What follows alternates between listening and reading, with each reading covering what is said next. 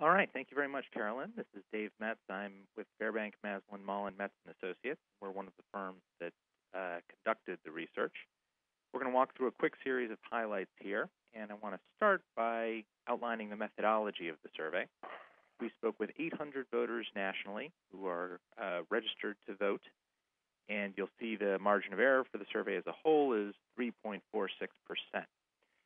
The reason there are two of us here as pollsters is that we are a bipartisan team. My firm, when it polls in partisan races, only polls for Democrats.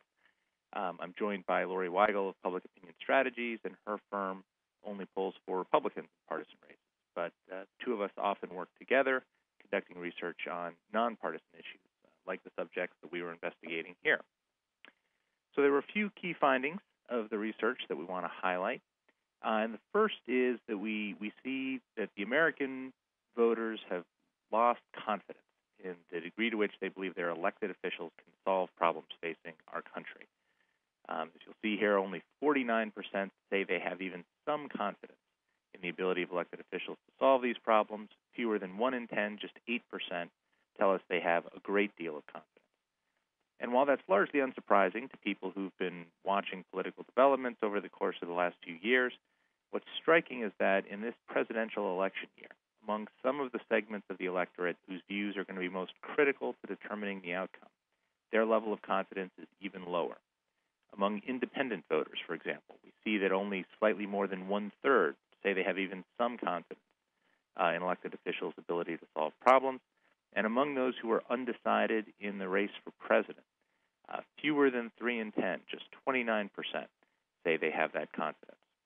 So among the voters whose views are going to be absolutely essential, who the campaigns are spending a lot of time communicating with, their degree of confidence is extremely low. And there's a couple of factors that contribute to this. And in our research, we saw 3 obstacles that really stood out in voters' minds as things that prevent elected officials from making progress on these key issues. All of the items you see listed here, at least 8 in 10 voters nationally, told us were significant obstacles. First and foremost, that they are not willing to cross party lines and work together. 90% saw that as an obstacle. Then they care only about their political careers, their own political careers. 86% cited that as an obstacle. And for each of these two, we had sizable majorities telling us they saw it as a very big obstacle, not something minor, but something that was fundamental in the way of progress. And then finally, the lack of respectful dialogue also. 83% told us that was an obstacle, nearly half, 46%, a very big one. So voters have identified a problem. They see it as significant, and they see it as fundamental to getting progress on some of the major issues facing the nation. I'm going to hand it over to my colleague, Lori Weigel, to talk a little bit about what we saw in the focus groups about some of the thinking that lies behind these opinions.